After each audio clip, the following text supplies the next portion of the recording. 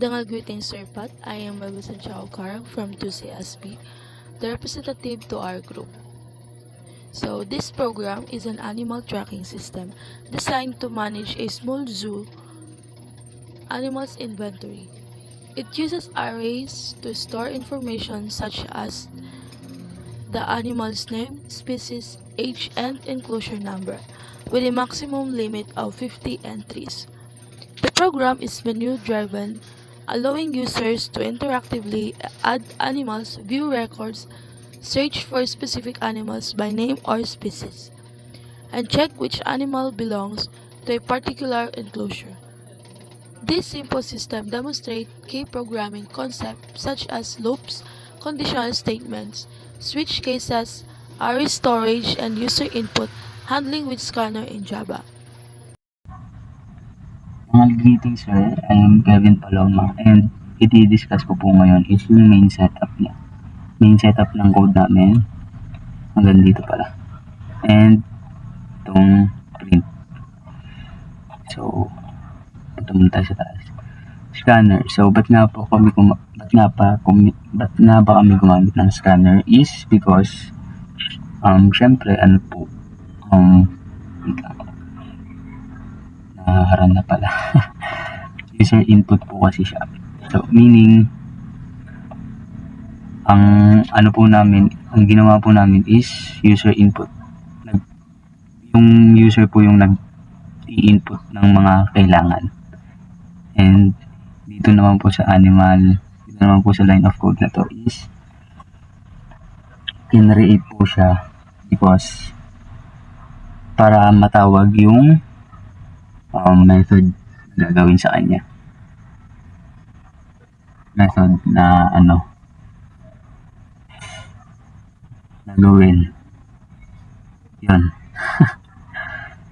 So, dito naman po tayo sa mga array name, species, age, and enclosure. So, name, syempre, string, int, para sa age. So, ang nilagay po naming size is 50. Lahat po is 50. Ayan po, at yung default size. So, bakit 50? Kapag po niran natin yung code, ibig sabihin po ng 50 is 50 lang po yung naka-store. 50 lang, hanggang 50 lang yung animal na may store ng code. Na to. Yung buong code. 50 lang. Pagka nag-insert ng 50, pag lumagpas na ng 50, mag-error na siya. Ayun po. Then, dito naman sa last na add animal info is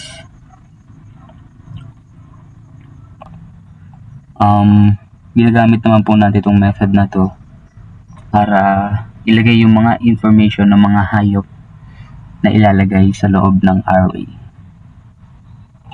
Yun. Then, dito naman po sa mga printout. So, as you can see, boolean ang ginamit namin. And, kapag in-execute yung code na to, pag in-execute siya, pag nag-true yung output, magko-continue lang siya ng loop. Mag-i-stop lang siya kapag kapag pinili ng user na mag-i-input na mag-i-stop na, which is ito. Mamaya pa tayo. Nakalimutan ko pala sabihin, gumawa ulit po kami ng scanner dito is because po siya, yung scanner dito is para lang siya dito. Then, itong scanner na to is specific lang siya para sa method na to. Ay. Yan. Specific lang po siya para dito. So, yun. Then, ito naman pong int. Ito. Kita mo. Gumamit kami ng while loop. Kapag while, false yung hinahanap niya. So, kapag true yung lumabas, mag-continue lang yung loop hanggang yung hanggang sa user na yung mag-stop ng loop niya. So, dito naman po sa line of code na tong animal count, ito po yung nagtatrack kung ilang animals na yung naka-store so far. Yan. Then, dito naman po tayo sa print. May 6 tayong choices. So, number 1, add animal. Number 2, view animals. Number 3, search name of animal. Number 4, species count. 5, enclosure. Then 6, exit. So, pag niram po natin siya, user yung maglalagay ng number, yung mamimili ng number sa lahat ng to. So, kapag nakapili na siya, then kapag niran po natin siya, yung ito na pong switch statement, yung bahala na mag-perform ng right action sa kanya. So, pakita po namin yung actual pagka, yung magiging output pagka niran natin. Dangal greetings everyone. My name is Louis Andrew D. Macaris and I will be discussing case 1. So case 1 begins by checking if there's any available space using the condition if animal count is greater than 50. So if there's any space available, it calls the scan.next line to clear any new line characters. Next is the storing of each piece of data in its respective parallel array. Array name, species, age, and enclosure number at the index corresponding to the current animal count, which is this. Next is after collecting and storing all of the information, it increments animal count to add a new animal, which is this. So if the system has already reached its maximum capacity, which is 50 animals, the else block executes, printing an error message that is animal limit count is only 50. To inform us that there are no more animals that can be added. And last one is the break statement, which exits the switch after handling the input. Greetings everyone, my name is Kenneth Riti Lapis. So I'm gonna explain the case 2 of our zoo inventory system. So what we have here is an if else statement. So and inside the else statement we have a for loop. And talking about the if statement, so if animal count is equals to 0, if they haven't found any animals in the zoo in our zoo inventory system, then it's gonna print out there are no animals registered. So this condition is true, and if the condition are false, it's gonna do the else statement instead. So it's gonna print out the current animals registered, the headline, and it will show you the list of animals that we have in the system using the for loop. Animal count and iterate, and then after that it's gonna show you the name, the species, age, and the enclosure number of the of our animals. Okay, so let's run the code.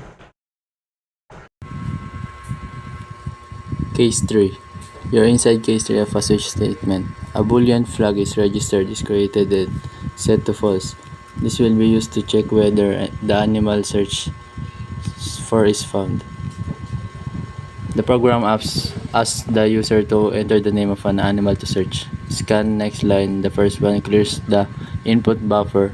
Important if another next int or similar was used before. String animal search. Reach the actual name input by the user.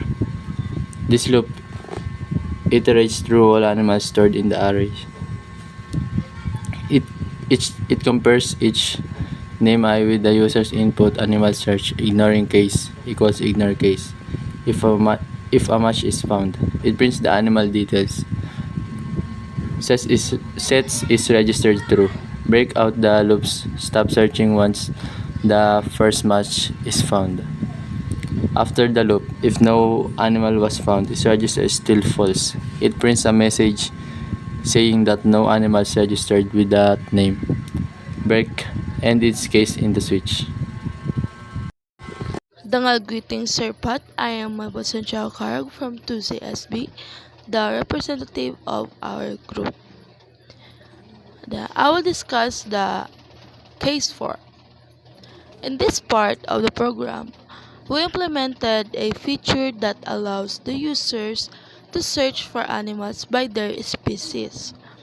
The code under case 4 of the switch statement demonstrate how to handle user input, perform a search through stored data, and display matching result. By comparing the entered species name with the list of existing animals, the program can identify how many animals belong to that species and provide their details. This is useful in applications like zoo management system where quick retrieval of animal information is necessary for record keeping, monitoring, or report purposes.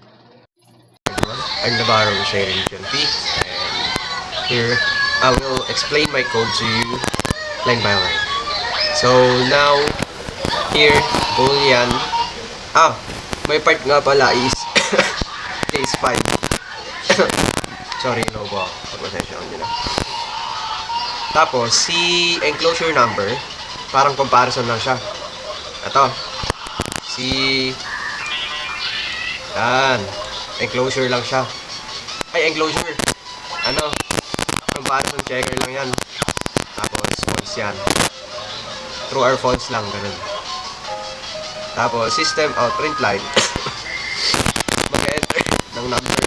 Kunwari, mag-enter sa main class sa case ng, let's say, kunwari, mag-enter ka ng 10 animals.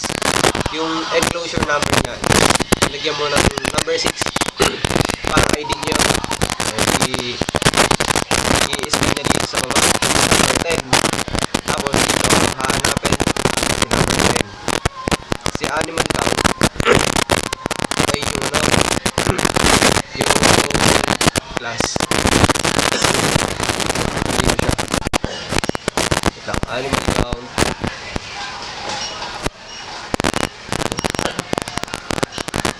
Ito. Hindi pala siya Ito yung animal count natin. Yan. Yan. Hindi pala siya oras. Integer pala siya. Okay. Tapos, pagdating niya dito, pagkalas kay animal count natin, enter si user ng 50 animal, ganun. O kaya, 2 animal. Nangyayari dyan is I less than 2 animal, which is I is 0. Yes. So, magpo-proceed siya dito. Parang kay array lang yun. Enclosure number is array. I. Index niya. Tapos, search enclosure number. Ito. Dapat parehas. Pagka hindi sila nagparehas, bababa siya dito. Kaya kay false. Yan. Pag di siya gumana dito. Kasi false na full siya. Tapos dito, system out print line. Print lang yung pangalan ng animal na yun pagka nahanap na sa animal count. Enclosure number. Ilalabas lahat yan. Is enclosure number. Gagawin niyang true para magbe-break dito. Tapos dito magbe-break din. Dito magbe-print lang siya. Kung bakit hindi niya nahanap. Ganun. Parang ganun concept. Testing natin. Mag-add muna tayo mga animal. Ang pangalan, Mike. Yan. Anong type niya? Cow. Ilang taon? 3 years old. Enclosure number niya, lagyan natin ng out of 50 animals, kunwari siya. Gagawin natin 23, number 23 siya, yung ID niya. Tapos, isa-search natin tong number ng 23 dito. Ngayon, sa number 5, yan, view enclosure, tapos 23. Yan. Ayan, nilabas niya yung yung hinihingi ko sa kanya. That's the case 5 po. That's my part po. Thank you. Navarro sa Religion 2 CSB. Dangal greetings, my name is Jessica Narito Prescookin and this is my part for our group project.